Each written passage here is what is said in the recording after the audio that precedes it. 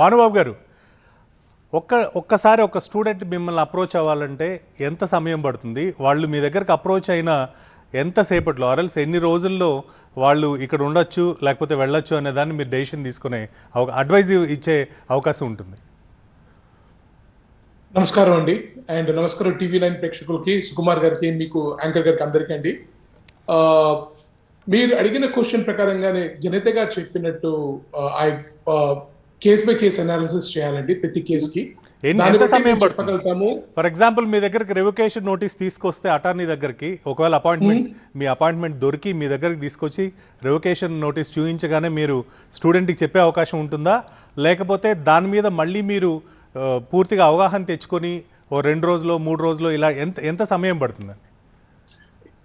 Usually it's depending upon case by case అండి. కొన్ని కేసులు 24 అవర్స్ అయిపోతుంది, కొన్ని కేసు 48 అవర్స్ పట్టచ్చు, కొన్ని కేసెస్ 72 అవర్స్ కూడా పట్టచ్చు. సో ఎవ్రీ అటార్నీ, ప్రతి ఒక్క అటార్నీకి ఒక పద్ధతి ఉంటుంది ఎట్లా అప్రోచ్ అవ్వాలన్నది.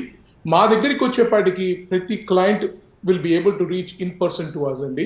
వాళ్ళు చాలా మంది నన్ను డైరెక్ట్గా నా సెల్ ఫోన్ మీద రీచ్ అవుతారు.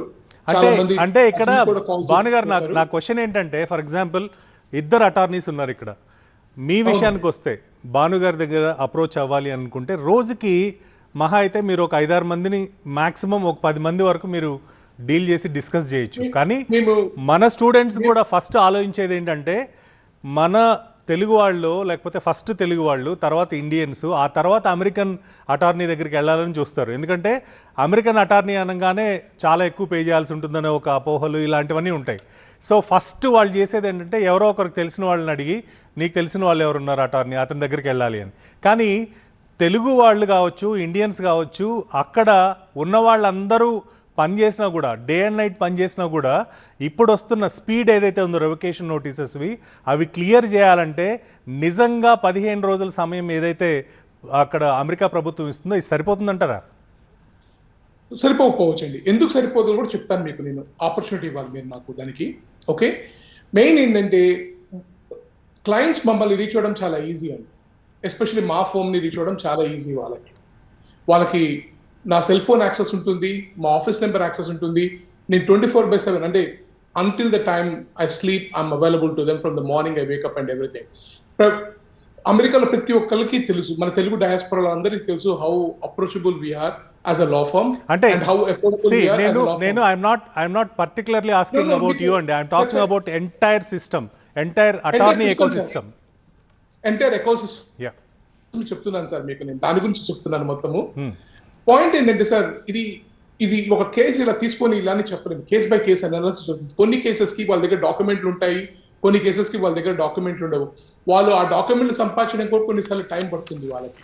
సో 15 రోజులు అనేది ఒక ఆప్షన్ ఇచ్చారు. ఎవరు? డిపార్ట్మెంట్ ఆఫ్ స్టేట్ కానీ, డిపార్ట్మెంట్ ఆఫ్ హోమ్లాండ్ సెక్యూరిటీ కానీ ఆప్షన్ ఇచ్చారు స్టూడెంట్స్కి.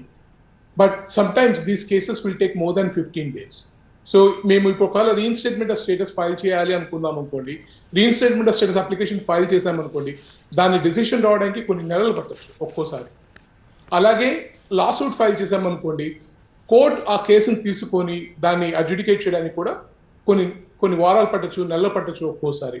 సో 15 రోజులు అనేది సరిపోకపోవచ్చు. కానీ మేము కేసు ప్రిపేర్ చేయడానికి మాత్రం అది కేస్ బై కేస్ బేస్ అండి. కొన్ని కేసులు 24 గంటల్లో ప్రిపేర్ చేయగలుగుతాము, కొన్ని కేసులు 48 గంటల్లో ప్రిపేర్ చేయగలుగుతాము, కొన్ని కేసులు 72 గంటలు, కొన్ని రోజులు 1 రోజు కూడా పట్టచ్చు. As I said, each and every case is different. వాళ్ళ రికార్డ్స్ చూడాలి, వాళ్ళ కేసెస్ చూడాలి, అన్నీ చూడాలి. అంతకంటే ఇంకా కరెక్ట్గా ఆన్సర్ ఇంకా ఏ విధంగా చెప్పాలో నాకు అర్థం కావడం లేదు. ఓకే.